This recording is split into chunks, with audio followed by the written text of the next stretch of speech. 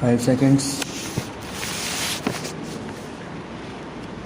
The suit is filed a good 4 years prior to even the expiry of 10 years. She attacked the finding of the High Court that the second defendant was not a bona fide purchaser for value.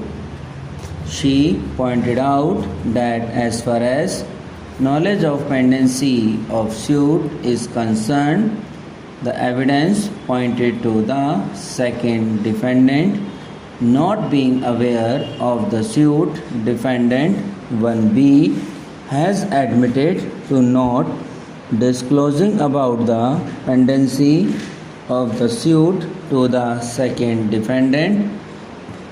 The second defendant inspected the site and found it to be a vacant land except a small shed. Regarding the finding of the High Court that the original document evidencing delivery of possession of the plaintiff scheduled property by the BDA to the first defendant was not given to the second defendant and that only a photocopy was given, it is contended that second defendant was informed that the original was lost. There was already an assignment in favor of defendant 1B. There was no need for the second defendant to make any further inquiry. All possible inquiry was conducted by the second defendant. There is no justification for the High Court to conclude that second defendant was not a bona fide purchaser for value. As far as finding of the High Court that the second defendant, 20 years old at the time of the sale, did not have the wherewithal to purchase the property, it could not be justified. Having regard to the evidence which established that the second defendant was the owner of 10 acres of land, he was into the business of selling milk and he had the necessary funds, and there is no occasion for the High Court to interfere with the findings of the trial court in this regard. The learned senior counsel for the plaintiff reminded us that matter is appreciated by the two courts. The finding that there was a valid contract by the trial court was not challenged by the appellants. There is no pleading to justify the argument that the agreement in question was not lawful. The lease cum sale agreement nor the rules prohibited for an agreement to sell the site. He pointed out that the rule which is relevant to the fact is Rule 17. Even Rule 18 relied upon by the appellants did not stand in the way of the agreement to sale or the sale in favor of the plaintiff. He also emphasized that it does not lie in the mouth of appellants to invoke the proposition that agreement in question was unlawful. He pointed to the findings of the High Court that by his conduct there was complete absence of bona fides in the claim. He pointed out that as correctly found by the High Court, doctrine of lis pendens applies. He further submitted that at any rate, if the court found that lis pendens did not apply, the fact that the second defendant has not been found to be a bona fide purchaser for value was sufficient for this court to decline to interfere, particularly in a jurisdiction which originates from the grant of special leave under Article 136 of the Constitution of India.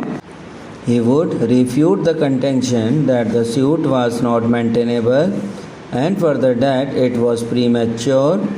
He would point out that confronted with the definite stand of the first defendant, who he points out was the wife of an MLA and also a minister, and having regard to Article 54 of the Limitation Act 1963, had no choice except to rush to the civil court and institute the suit.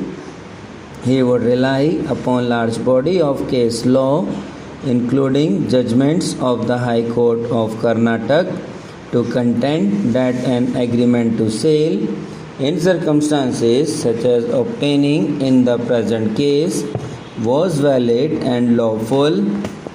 He would command for our acceptance the findings of the High Court regarding the fact that second defendant was not a bona fide purchaser for value.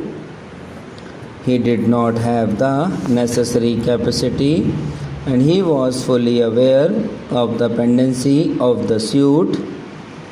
The City of Bangalore Improvement Act 1945, going by the preamble, was enacted for the improvement of the city of Bangalore and to provide space for its future expansion. It contemplated the appointment of a board of trustees, which was to consist of 11 trustees, with the chairman and 6 trustees being appointed by the government. The Act clothed the board with the power to undertake improvement schemes. What is of relevance to the present case are the following provisions. Section 24, read as board not to sell or otherwise dispose of sites in certain cases. The board shall not sell or otherwise dispose of any sites for the purpose of constructing buildings thereon for the accommodation of person until all the improvements specified in section 23 have been substantially provided for the estimates. This provision was to followed in all the case which came under this jurisdiction, and legal action accordingly being taken. He did not have the necessary capacity, and he was fully aware of the pendency of the suit. The City of Bangalore Improvement Act 1945, going by the preamble, was enacted for the improvement of the city of Bangalore and to provide space for its future expansion. Subscribe now and press the bell icon. Never miss an update.